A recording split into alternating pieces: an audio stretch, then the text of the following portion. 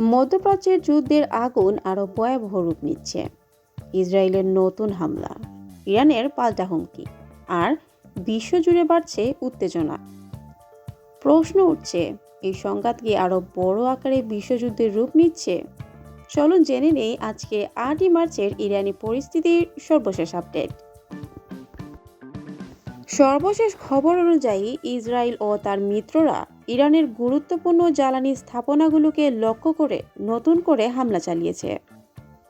তেহরানের আশেপাশে একাধিক তেল ডিপোতে বিস্ফোরণের খবর পাওয়া গিয়েছে।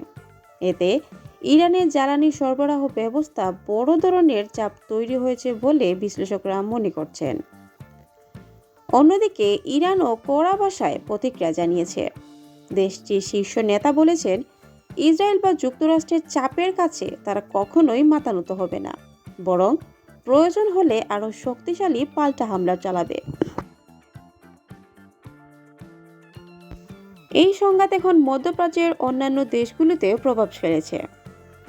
লেবানন সীমান্তে উত্তেজনা বাড়ছে এবং ইরান সমর্থিত শক্তিগুলো ইসরায়েলের বিরুদ্ধে নতুন হামলা চালাতে পারে বলে আশঙ্কা করা হচ্ছে।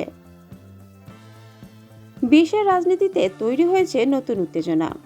ইউরোপের কয়েকটি দেশ এই হামলার বৈধতা নিয়েও প্রশ্ন তুলছে এবং দ্রুত যুদ্ধ বন্ধ করার জন্য আহ্বান জানিয়েছে। অন্যদিকে এই যুদ্ধের প্রভাব পড়েছে বিশ্বের অর্থনীতিতে। বিশেষ করে তেলের বাজারের অস্থিরতা বেড়েছে। হরমুজ প্রণালী দিয়ে জাহাজ চলাচলের বিঘ্নতা হলে বিশ্বব্যাপী জ্বালানি সংকট তৈরি হতে পারে বলেও আশঙ্কা করছেন বিশ্লেষকরা।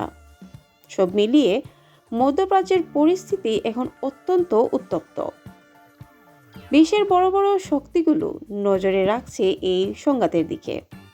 এখন দেখার বিষয়, এই যুদ্ধ কি আরও বিস্তৃত হবে, নাকি কূটনৈতিক আলোচনার মাধ্যমে পরিস্থিতি শান্ত করা সম্ভব হবে। এই ছিল আজকের আন্তর্জাতিক সংবাদের গুরুত্বপূর্ণ আপডেট। ভিডিওটি ভালো লাগলে লাইক করুন, চ্যানেলটি সাবস্ক্রাইব করুন এবং নতুন খবর পেতে আমাদের সাথেই থাকুন। ধন্যবাদ।